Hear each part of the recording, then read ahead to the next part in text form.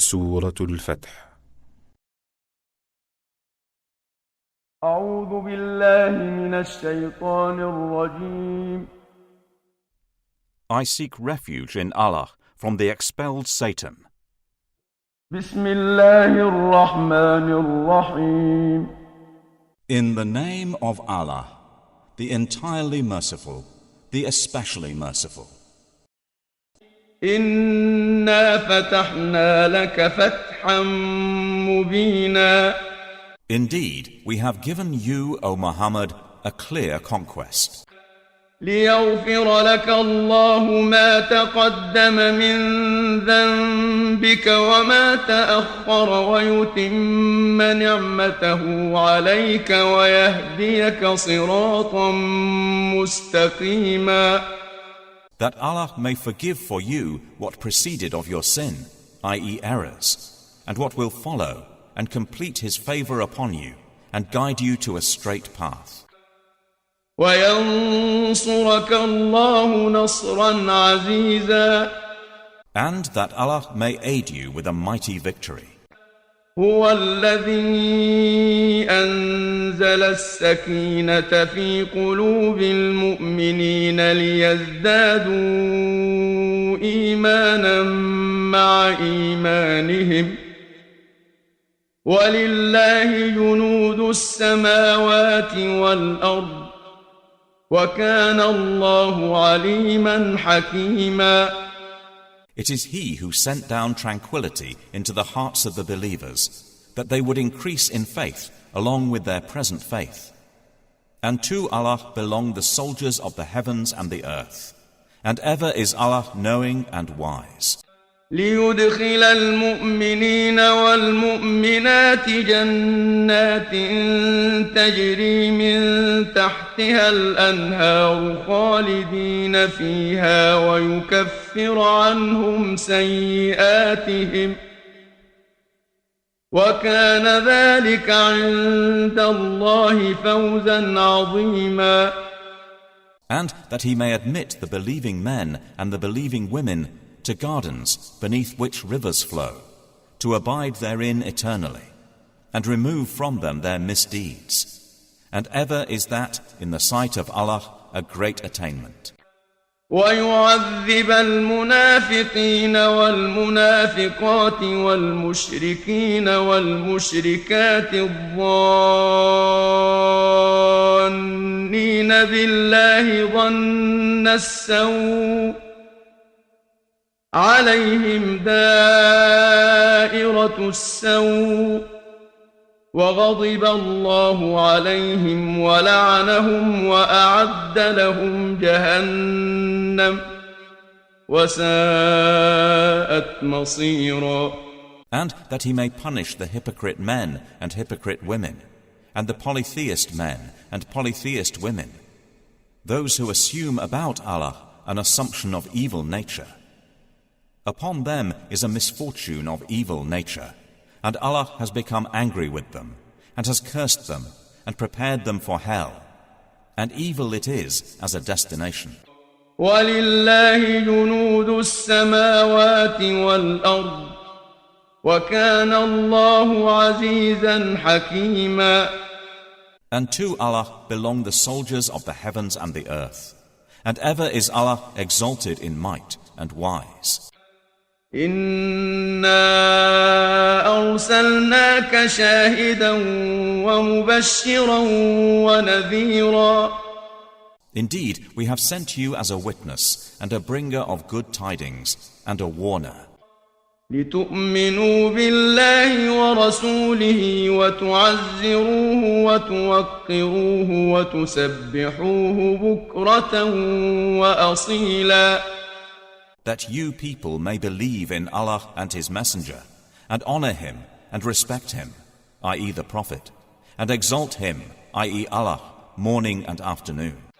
إن الذين يبايعونك إنما يبايعون الله يد الله فوق أيديهم فمن نكث فإنما ينكث على نفسه ومن أوفى بما عاهد عليه الله فسيؤتيه أجرا عظيما. Indeed, those who pledge allegiance to you, O Muhammad, they are actually pledging allegiance to Allah. The hand of Allah is over their hands. So he who breaks his word only breaks it to the detriment of himself. And he who fulfills that which he has promised Allah, he will give him a great reward. سيقول لك المخلفون من الأعراب شغلتنا أموالنا وأهلنا فاستغفر لنا يقولون بألسنتهم ما ليس في قلوبهم قل فمن يملك لكم من الله شيئا إن أراد بكم ضرا أو أراد بكم نفعا بل كان الله بما تعملون خبيرا. Those who remained behind of the Bedouins will say to you, our properties and our families occupied us, so ask forgiveness for us. They say with their tongues what is not within their hearts. Say, then who could prevent Allah at all if He intended for you harm or intended for you benefit? Rather, ever is Allah of what you do aware. بل ظننتم أن لن ينقلب الرسول والمؤمنون إلى أهليهم أبدا وزين ذلك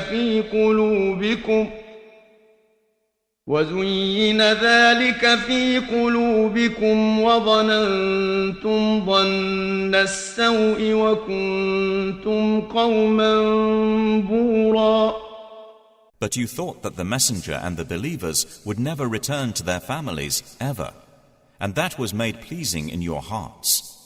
And you assumed an assumption of evil and became a people ruined. وَمَنْ لَمْ يُؤْمِنْ بِاللَّهِ وَرَسُولِهِ فَإِنَّا أَعْتَدْنَا لِلْكَافِرِينَ سَعِيرًا. And whoever has not believed in Allah and His Messenger, then indeed we have prepared for the disbelievers a blaze. وَلِلَّهِ مُلْكُ السَّمَاوَاتِ وَالْأَرْضِ يَغْفِرُ لِمَنْ يَشَاءُ وَيُعَذِّبُ مَنْ يَشَاءُ وَكَانَ اللَّهُ غَفُورًا رَحِيمًا. And to Allah belongs the dominion of the heavens and the earth. He forgives whom He wills and punishes whom He wills. And ever is Allah forgiving and merciful. سيقول المخلفون إذا انطلقتم إلى مغانم لتأخذوها ذرونا نتبعكم يريدون أن يبدلوا كلام الله قل لن تتبعونا كذلكم قال الله من قبل فسيقولون بل تحسدوننا بل كانوا لا يفقهون إلا قليلا. Those who remained behind will say when you set out toward the war booty to take it, let us follow you. They wish to change the words of Allah. Say, never will you follow us. Thus did Allah say before.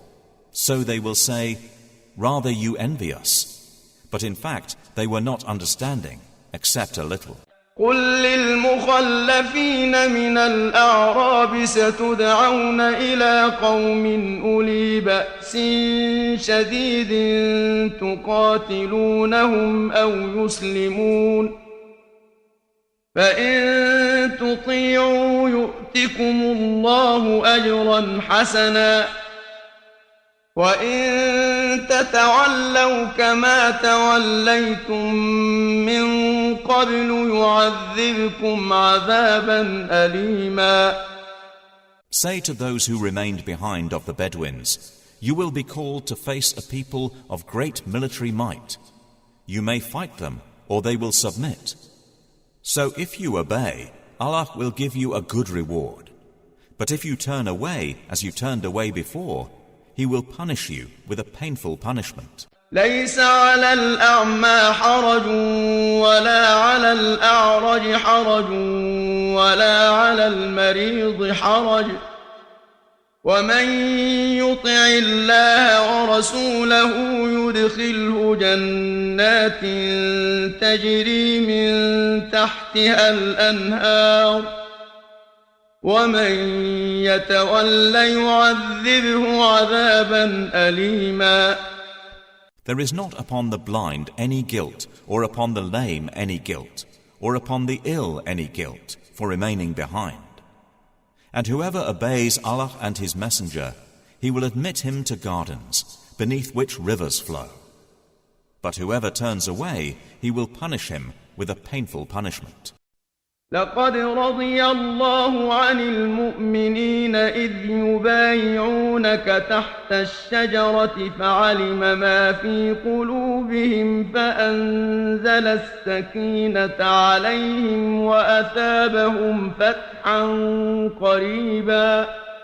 Certainly was Allah pleased with the believers when they pledged allegiance to you, O Mohammed, under the tree. And He knew what was in their hearts. So He sent down tranquility upon them and rewarded them with an imminent conquest. وَمَغَانِمَ كَثِيرَةً يَأْخُذُونَهَا وَكَانَ اللَّهُ عَزِيزًا حَكِيمًا. And much war booty which they will take. And ever is Allah exalted in might and wise. وعدكم الله مغانم كثيرة تأخذونها فعجل لكم هذه وكف أيدي الناس عنكم ولتكون آية للمؤمنين ويهديكم صراطا مستقيما. Allah has promised you much booty that you will take in the future, and has hastened for you this victory, and withheld the hands of people from you, that it may be a sign for the believers, and that He may guide you to a straight path. وَأُخْرَى لَمْ تَقْدِرُوا عَلَيْهَا قَدْ أَحَاطَ اللَّهُ بِهَا وَكَانَ اللَّهُ عَلَى كُلِّ شَيْءٍ قَدِيرًا. And He promises other victories that you were so far unable to realize, which Allah has already encompassed. And ever is Allah over all things competent. وَلَوْ قَاتَلَكُمُ الَّذِينَ كَفَرُوا لَوَلَّوُا الْأَدْبَارَ ثُمَّ لَا يَجِدُونَ وَلِيًّا وَلَا نَصِيرًا. And if those Makkans who disbelieve had fought you, they would have turned their backs retreating. Then they would not find a protector or a helper.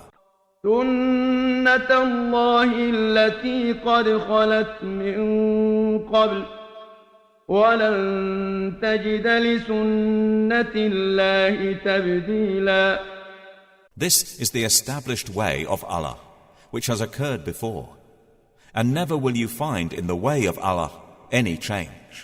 وهو الذي كف أيديهم عنكم وأيديكم عنهم ببطن مكة من بعد أن أظفركم عليهم وكان الله بما تعملون بصيرا. And it is He who withheld their hands from you and your hands from them within the area of Makkah after He caused you to overcome them. And ever is Allah of what you do seeing. هم الذين كفروا وصدوكم عن المسجد الحرام والهدي معكوفا أن يبلغ محله ولولا رجال مؤمنون ونساء مؤمنات لم تعلموهم أن تطؤوهم فتصيبكم منهم معرة بغير علم ليدخل الله في رحمته من يشاء لو تزيلوا لعذبنا الذين كفروا منهم عذابا أليما. They are the ones who disbelieved and obstructed you from Al-Masjid al-Haram, while the offering was prevented from reaching its place of sacrifice. And if not for believing men and believing women whom you did not know, that you might trample, i.e. kill them, and there would befall you because of them dishonor without your knowledge, you would have been permitted to enter Makkah. This was so that Allah might admit to His mercy whom He willed. If they had been apart from them, we would have punished those who disbelieved among them with painful punishment. إذ جعل الذين كفروا في قلوبهم الحمية حمية الجاهلية فأنزل الله سكينته على رسوله وعلى المؤمنين وألزمهم كلمة التقوى وكانوا أحق بها وأهلها وكان الله بكل شيء عليما. When those who disbelieved had put into their hearts chauvinism, the chauvinism of the time of ignorance. But Allah sent down His tranquility upon His messenger and upon the believers and imposed upon them the word of righteousness. And they were more deserving of it and worthy of it. And ever is Allah of all things knowing. لقد صدق الله رسوله الرؤيا بالحق لتدخلن المسجد الحرام إن شاء الله آمنين محلقين رؤوسكم ومقصرين لا تخافون فعلم ما لم تعلموا فجعل من دون ذلك فتحا قريبا. Certainly has Allah showed to His messenger the vision, i.e. dream, in truth. You will surely enter Al-Masjid al-Haram, if Allah wills, in safety, with your heads shaved and your hair shortened, not fearing anyone. He knew what you did not know, and has arranged before that a conquest near at hand. هو الذي أرسل رسوله بالهدى ودين الحق ليظهره على الدين كله وكفى بالله شهيدا. It is He who sent His messenger with guidance and the religion of truth to manifest it over all religion. And sufficient is Allah as witness. محمد رسول الله والذين معه أشداء على الكفار رحماء بينهم تراهم ركعا سجدا يبتغون فضلا من الله ورضوانا سيماهم في وجوههم من أثر السجود ذلك مثلهم في التوراة ومثلهم في الإنجيل كزرع أخرج شطأه فآزره فاستغلظ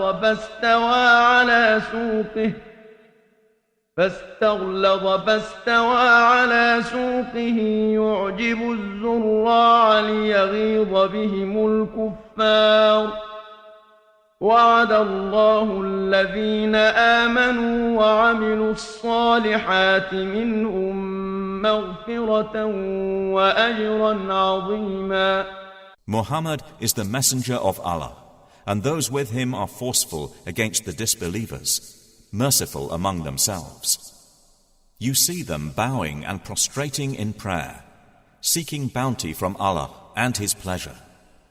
Their sign is in their faces from the effect of prostration, i.e. prayer. That is their description in the Torah, and their description in the Gospel is as a plant which produces its offshoots and strengthens them, so they grow firm and stand upon their stalks, delighting the sowers, so that He, i.e. Allah, may enrage by them the disbelievers. Allah has promised those who believe and do righteous deeds among them forgiveness and a great reward.